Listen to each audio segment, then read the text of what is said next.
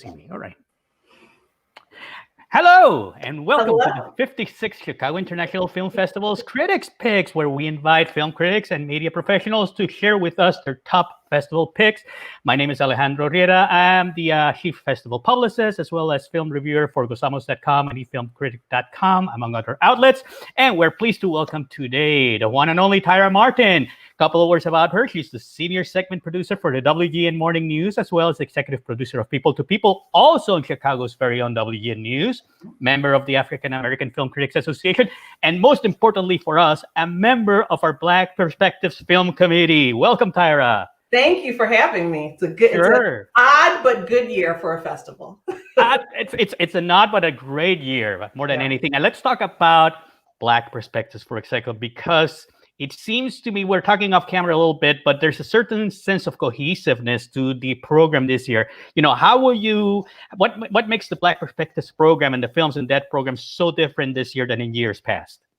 You know what? Our committee is filled with people who have a bunch of different interests and expressions in art. So there's journalists like me. There are filmmakers, performers, writers, directors, and people who just love film. And so I think we've been able to come together to really find the things that are interesting to us, and what's interesting to any individual is what's going on in their life right now. And so with the quarantine and all the political and social conversations that are going on at everybody's kitchen table, because we can't leave them right now. Look at me, I'm on my very own. Or in anyone's living room, you know, this year being able to bring the festival to your living room where you're having those conversations is invaluable. So I know how much care and thought went into all of the choices and decisions this year that started before the pandemic happened. So we didn't start planning, you know, in last month or once everything shut down, and it just worked out that it's a super topical year, and not only topical with the documentaries and the content of some of the fictional pieces, but really conversation starters. And so we're all excited. Excellent. Let's talk then about your picks. Let's start with number 5. Well, this is in no particular order, because now I'm no pressure about my favorite. Right. All right, let's be fluid about it. So for my first choice, number 5 on the way down, I'm gonna go with 40 Years a Prisoner, which really, again, super topical. One of the Black Perspectives films. This is about a man who has been fighting his entire life to reunite his family. His parents were imprisoned for, you know, political involvement, which is our right as citizens, and he's exercised his right to tell story and protest in film. It takes us, you know, through his whole life story. He's witnessed violence, political uprise, born in prison. Wow. Born behind bars, because his parents were arrested while he was still happening.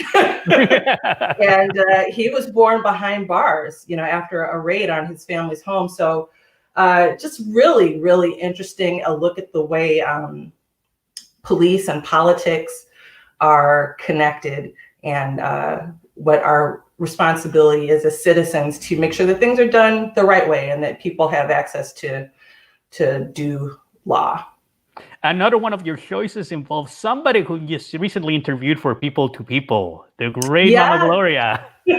My new BFF, Gloria Allen. I'm going to call her once this whole quarantine thing is over. I want nails and mimosas with her. She could not be more amazing. So Mama Gloria is the story of Gloria Allen, a Chicago icon to many in the LGBTQ questioning plus, all the letters. I don't want to leave anybody out.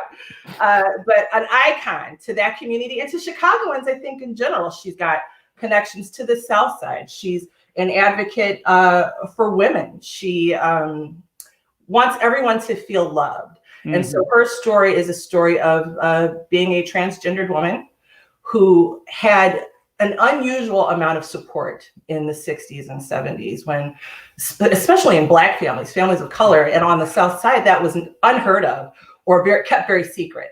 And she was loved very loudly. She loves very loudly, and has kind of created an environment for everyone, not just members of that community, but I would think anyone that at any point has wondered, am I acceptable, or should I worry about who accepts me? Am I enough?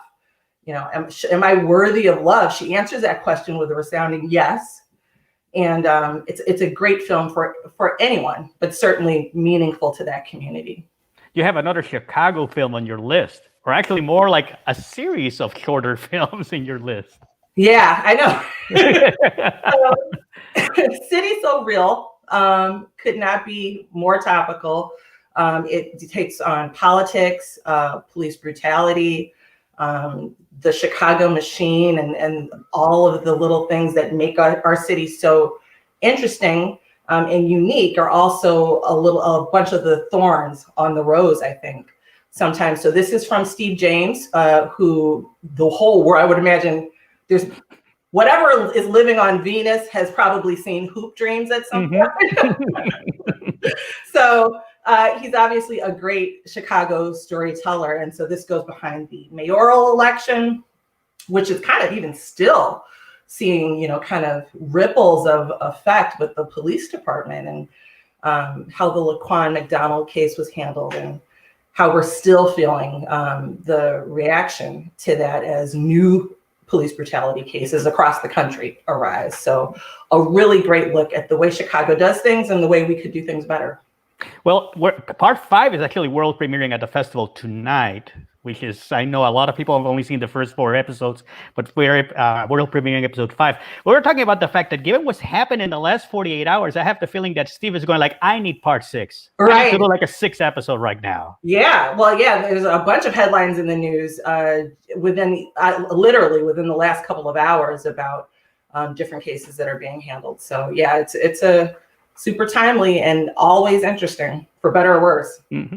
What's your next choice? MLK FBI. So I had the great pleasure of becoming an MLK, I don't want to say fan, but aficionado maybe, through work. We had the opportunity at WGN to take Jesse Jackson to Memphis to revisit the balcony at the Lorraine Motel. So we stood out there in the very steps where King was assassinated, heard his story of that day, and heard about all of the things that had been going on in his life up to that point, including the FBI and government involvement. I think most people don't realize that King was battling like crippling depression at the time that he was assassinated. And, all of these other little fires were adding to that. He was uncertain. He was, trying to defend his reputation in his own home at many points. And so this has got new sound. There are things to hear King talk about other than the I Have a Dream speech. So this takes us into things that people have never heard before from recently released government tapes, and really uncovers a lot of the undercurrent of King's movement that people kind of just don't think about. I think they picture him at a podium or lying, so gravenly on that stone floor, but they don't think about all the things that got him to that point, for good or bad. What I find interesting about Sam's film, based on your description, is that it's just one more contribution to this process that started about 20 years ago with Taylor Branch's monumental multi-volume biography on Martin Luther King, of trying to humanize him, right. Trying to just mythologize him, Yeah. Even Ava DuVernay's film tries really hard at bringing that human being to the front. Yeah, and Selma, we went down there for that too. Selma really also brings in all the other players, so it gives King someone to react to, and this film does the exact same thing. It takes him away from being a single icon to a husband, someone dealing with the government, someone dealing with the church. He didn't have the backing of the church really at the time that he was killed. So his life is a crazy story, and now we've got a few more pieces to add to it. Is there one film in the festival that you haven't seen yet that you're going like, I gotta see this before the 25th? I still haven't seen One Night in Miami. Oh my God, no, really, no kidding. And I was talking to Robert Daniels last week, the film critic, and he was talking about, and we're talking about how, in a way, One Night in Miami is in dialogue with MLK FBI.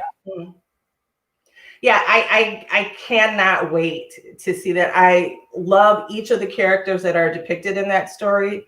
I'm a huge fan of Regina King, obviously. Can do no wrong as far as I'm concerned. And so I can't wait to see how she brings this stage piece to life on the big screen. And I'm so happy that we are offering folks that opportunity. Regina King is living some sort of I don't know, I hate to call it resurgence, but it's like a moment in the spotlight. I mean, he's been working really hard for the last, he's developed a humongous career for the last God knows how many years. But all of a sudden, here's her moment in the sun. Here's the moment in which people are finally acknowledging her work, whether it's been through If Beale Street Could Talk or Watchmen or now One Night in Miami. Yes, and such meaningful topical work. We know she can do comedy. We know from Watchmen she can do incredible action, harrowing storytelling, but she's just really become a beautiful storyteller. And I don't know if when people think of Brenda from 227, when you look all the way back at our first glimpses of Regina, if we can find that artistry in there, but butterflies are created, as a caterpillar, and all of the crap they need to become a butterfly is in there. So she was this amazing director, actress, storyteller when she was, kind of meandering in and out of scenes on 227. And it's been incredible to watch her progression. And certainly as a fan of TV and film and as a Black woman, I'm very proud to see what she's been able to accomplish with pride and dignity. Wonderful. Well, Tyra, thank you so much for spending some time with us and sharing your picks. I'm sure people have, how many more days of festival? About 5 more days for people to catch up with all these films. Thank you once again, Tyra, for joining us. Perfect. And folks, we'll be back on Thursday with another Critics Picks at the same time, same place. See you all then.